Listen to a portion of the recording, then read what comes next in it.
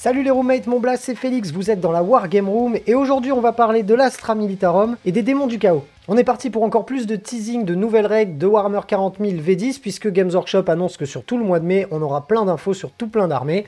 Et pour commencer donc avec l'Astra Militarum, on a eu le droit à leurs règles d'armée, la règle générale des ordres. On a direct plein de garde-fous qui nous expliquent que pour donner un ordre, ça se fera à la phase de commandement par une figurine qui est officier. Il faudra que l'unité ciblée soit à moins de 6 padelles. Elle ne pourra pas cumuler plusieurs ordres, ou alors du moins l'ordre, le dernier ordre donné écrasera celui donné juste avant. Il sera effectif jusqu'à la prochaine phase de commandement, sauf si l'on est Battle Shocked. Si on rate un test Battle Shocked, on ne sera plus sous l'influence de cet ordre. Il est aussi précisé que selon les personnages, selon les officiers, ils auront leurs propres règles, à savoir peut-être donner plusieurs ordres, en avoir que certains, ou tous les avoir à dispo. En tout cas, pour le moment, on ne sait pas quel officier pourra transmettre quel ordre. Et on va donc avoir 6 ordres au total. Le premier concerne le mouvement, puisqu'il nous permettra à notre phase de mouvement de faire 3 pas supplémentaires. Puis le deuxième, fixer les baïonnettes, nous permettra d'être plus efficace au corps à corps, puisqu'on gagnera 1 à notre capacité de combat. Le suivant nous permettra d'augmenter notre capacité de tir, donc d'être meilleur sur le combat à distance. L'éternel premier en feu, deuxième en feu, nous permettra d'augmenter notre nombre de tirs sur nos armes à tir rapide. Donc on l'augmentera de 1, une arme à tir rapide deviendra par exemple une arme à tir rapide 2. L'avant-dernier ordre nous permettra d'améliorer notre sauvegarde de 1, il est bien précisé qu'on ne pourra jamais aller au-delà de 3+, que je pense à peu près normal. Pour terminer, le dernier ordre nous permettra de gagner +1 à notre capacité à contrôler les objectifs, et un +1 au leadership de l'unité qui sera ciblée par cet ordre. Donc on va le voir après, la datasheet des Cadiens, mais bon, quand on voit qu'on peut en jouer 20 et qu'on va pouvoir même avec un stratagème les faire revenir, on se dit que 20 Cadiens avec un bon leadership et une bonne objectif contrôle, ça va être difficile à déloger. Les troupes de choc cadiennes, rien de bien original dans la datasheet, puisqu'on est toujours sur une endurance de 3, un mouvement de 6, une sauvegarde vraiment pas terrible. Bon, ça, on le sait, je me doutais que ça n'allait pas changer et qu'on n'allait pas gagner, par exemple, un point de vie sur des petits Cadiens. Non, par contre, ce qui est cool, c'est au niveau de leur équipement, ils ont vraiment toute une multitude d'armes vraiment très intéressantes. Et ils ont une capacité surtout qui leur permet de récupérer des points de commandement. On va pouvoir, à chaque fois qu'on utilisera un stratagème pour cette unité, essayer de récupérer un point de commandement sur un 5+. À savoir que ce jet de dés sera amélioré de 1 si on a un officier dans les parages. Ils ont aussi la capacité de garder un objectif même s'ils ne sont plus dessus, jusqu'à ce que l'opposant le récupère. Cet objectif restera à nous du moment qu'on l'a contrôlé à un moment dans la partie. Donc ça, c'est plutôt cool. Ça nous permet de sauter d'objectif en objectif et de pas nécessairement devoir garder une patte dessus pour pouvoir le garder. On a ensuite le profil de ce bon vieux Baneblade qui fait 2 mètres sur 2. Je ne sais pas encore comment on va pouvoir le déployer sur la table, si les tables sont toujours aussi fournies qu'en V9. Mais il a le mérite d'être là. Il va bouger de 9, il aura une endurance de 13 pour 24 points de vie, une sauvegarde à 2+, et tout un tas de combinaisons d'armes de tir, pour certaines intéressantes, d'autres beaucoup moins. Je vous laisse regarder ça sur la datasheet. Il explosera à D6+2, normal, c'est un gros bébé quand même, donc c'est normal qu'il fasse un petit peu mal autour de lui quand il explosera. Et il aura une règle spéciale, étant donné qu'il a un énorme fion, et bien lorsqu'on aura une unité qui est partiellement couverte par notre Baneblade, on bénéficiera du couvert. Mais moi, ce qui m'a surtout intéressé, c'est les 2 profils d'armes suivantes, puisque on a le Battle Cannon du Leman Russ qui a fuité, enfin qui a leaké, et je suis un peu déçu. On est sur une portée de tir de 48 pas en nombre de tirs D6+3, donc ça c'est pas dégueulasse. Bon, toujours à 4+, au niveau de la capacité de tir, ça, rien n'a changé. Une force de 10 et un dégât de 3. Ce qui me gêne par contre, c'est qu'on a une pénétration qui est uniquement de -1 sur la pénétration d'armure, et je trouve ça vraiment dommage quand même, puisque la pénétration d'armure à -1, ça va pas zinguer grand chose, surtout quand on voit la taille du canon, le diamètre de ce dernier, on se dit que bon, ça devrait faire quand même des gros trous. Bah non, pénétration d'armure de -1. Surtout quand on regarde le profil de l'arme suivante, qui est donc le Volcano Cannon, qui alors lui on est dans un turfu complet, c'est-à-dire qu'on va tirer à 96 pas. Hormis sur les maps en 3000 points, ça ne vous servira jamais, mais bon, pourquoi pas, ça a le mérite d'être là. Par contre, là, on est sur D3 tirs +1, pour une capacité de tir comme d'hab à 4+, c'est de la garde impériale, mais pour une force de 24, une pénétration d'armure de -5 et un dégât de 12. Qu'est-ce qu'on peut rajouter à ça, hormis que ça va faire des énormes trous, et qu'à la limite, j'aurais peut-être préféré que ce canon-là soit PA-4 et que le Battle Cannon soit PA-2, tu vois, par exemple. Donc Games Workshop, si vous voulez prendre un point de PA là et le mettre sur le Battle Cannon du Leman Russ, bah franchement, je crache pas dessus. Maintenant, bon, bah, c'est leur choix, il faut le respecter, mais j'ai pas trop compris. Et pour terminer, cerise sur le gâteau, le petit stratagème de renforcement qu'on va pouvoir utiliser quand on est en régiment combiné, c'est un stratagème qui coûte 2 points de commandement.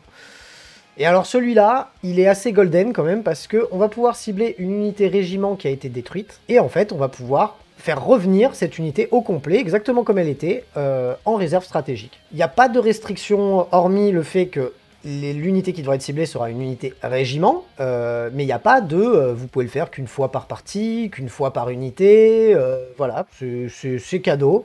Donc j'imagine par exemple mes 20 cadiens qui coûtent mine de rien pas très cher, mais qui sont quand même 20 sur un objectif, ça peut être un peu chiant, et en plus de ça on les ramène à chaque tour, et encore j'imagine qu'il y aura plein d'autres unités qui seront mot-clé régiment, mais là, à l'instant T, en tout cas, je trouve que le stratagème est très très fort, et je trouve que c'est plutôt cool pour l'Astra. Pour la plupart d'entre vous, vous le savez, l'Astra Militarum, c'est pas mon armée préférée, et loin de là. Par contre, il y a quand même des règles que je trouve super intéressantes, et j'ai vraiment hâte de pouvoir l'affronter au studio. Vous êtes encore plus de 1 personne sur 2 à regarder mes vidéos sans pour autant être abonné à la chaîne. Alors si vous avez 5 secondes de votre temps, n'hésitez pas à cliquer sur l'abonnement, ça fait super plaisir. Activez la cloche, comme ça au moins vous recevrez les notifications pour avoir les vidéos en temps réel.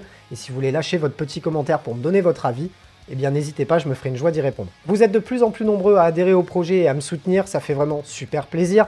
Vous le savez pour la plupart, très bientôt je serai donc professionnalisé grâce à la chaîne et ça ne peut pas arriver sans vous. Donc si vous avez envie que je continue de créer toujours plus de contenu, n'hésitez pas à vous rendre sur les plateformes de financement participatif, c'est super important. Et il n'y a qu'avec vous que je pourrai continuer à exercer ce métier. En tout cas, je remercie du fond du cœur tous ceux et celles qui nous rejoignent. Vous êtes de plus en plus nombreux encore une fois et vraiment, ça fait super plaisir. Et si vous voulez échanger avec moi en direct, n'hésitez pas à venir le lundi soir à partir de 20h30. Je serai sur Twitch en live.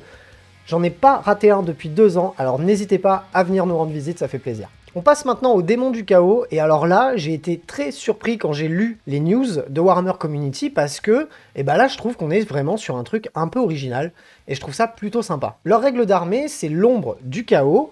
Alors, on nous explique un petit peu comment ça fonctionne. Notre zone de déploiement est considérée comme une zone ombre du chaos. Si on contrôle au moins la moitié des objectifs dans le No Man's Land, le No Man's Land sera lui aussi considéré comme l'ombre du chaos. Et si on contrôle au moins un objectif dans le camp adverse, lui-même aussi deviendra une ombre du chaos. Mais à quoi ça sert, cette ombre du chaos? Ça va nous permettre de gagner 1 sur notre test de Battle Shock, et si en plus on le réussit, on ramènera des 3 figurines dans l'unité, où on récupérera des 3 points de vie, ce qui est plutôt pas mal. Mais le plus intéressant, et là où je trouve que c'est vraiment fluff, ça colle avec cet univers-là, on est sur du démon, donc eux, ils ont peur de rien, puisque c'est des démons, et ils foutent la trouille à tout le monde, parce que c'est des démons.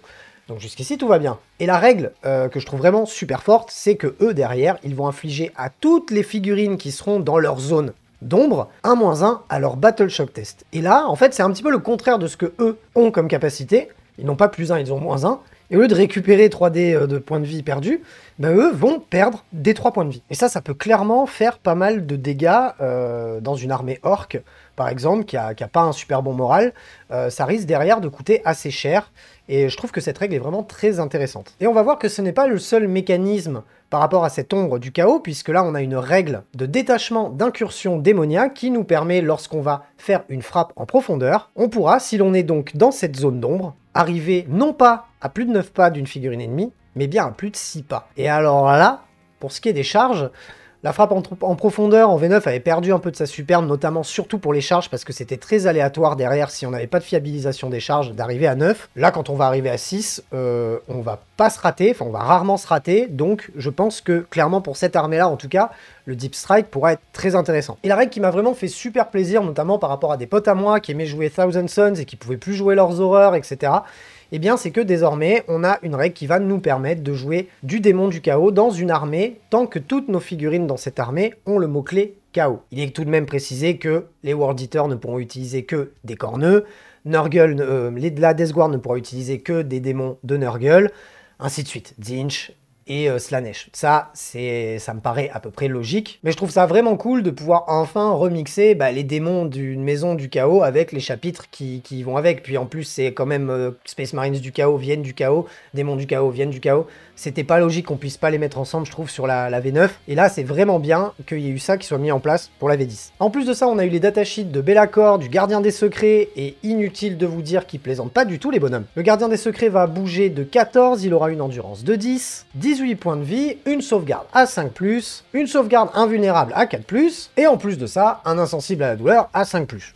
Inutile de dire qu'il est quand même assez endurant le garçon. Il aura tout de même lui, comme les véhicules avec beaucoup de points de vie, droit à un profil dégressif qui lui fera perdre 1 à sa capacité de tir et capacité de combat. En aura autour de lui à moins de 6 pas, il pourra améliorer la pénétration d'armure des figurines de 1. Et en plus de ça, il aura un -1 dégâts. Donc inutile de vous dire qu'il est vraiment endurant le garçon. Son fouet vivant est une arme d'assaut de tir qui va lui permettre à 12 pas de faire 6 tirs sur du 2+, pour une pénétration d'armure de -1 et un dégât de 2. Il va avoir par contre 2 pouvoirs psychiques qui feront du Devastating Wound. Le premier pouvoir s'utilisera lui à 18 pas, pour 6 attaques sur du 2+, de force 6, PA-2, dégâts 1. Le deuxième pouvoir psy, quant à lui, aura la règle Hazardous. On n'a pas encore les détails de la règle, mais on se doute que ça va être un truc du genre que si on fait un 1, on va prendre de la blessure mortelle. Mais ce que ça va faire, ça va être 9 tirs à 18 pas sur du 2+, de force 6, PA-2 et dégâts 1. Même caractéristique que le premier pouvoir psy, mais avec un petit peu plus d'attaque. Il va avoir diverses armes de mêlée, moi ma préférée c'est la dernière. Elle fera 6 attaques de force 8 sur du 2+, pour une pénétration d'armure de -2 et un dégât de 3. Ensuite on a le collègue Be'lakor qui lui va bouger de 12, endurance de 10 pour une sauvegarde à 4+, une invulnérable à 4+, pour 18 points de vie. Lui aussi aura un profil dégressif, il aura une règle spéciale qui considérera que tout ce qu'il y a autour de lui à moins de 6 pas sera considéré comme une zone d'ombre, donc la zone chaotique dont je vous ai parlé au début, et un petit peu à la manière d'un rebooté Gulliman ou encore d'un Abaddon le Fléau, il va avoir 3 capacités, mais il devra en choisir une des 3 au début de chaque round de bataille. La première, il pourra autour de lui donner un aura à 6 pas, et les figurines qui seront dans cette aura ne pourront pas être prises pour cible tant que les unités en face ne seront pas à moins de 18 pas. La deuxième est grosso modo une aura autour de lui qui va lui permettre de faire des tests de morale aux unités ennemies, et la dernière permettra autour de lui de faire relancer les Battle Shock tests qui auront été ratés. Ainsi d'ailleurs que les tests de leadership, à savoir que ces 3 capacités sont des capacités psychiques. Est-ce qu'il faudra jeter des dés pour pouvoir les activer? Ça, on ne le sait pas, puisqu'on n'a pas encore vraiment de détails sur comment va se passer le psy. Est-ce que c'est automatique? Est-ce qu'il va y avoir un jet d'incantation?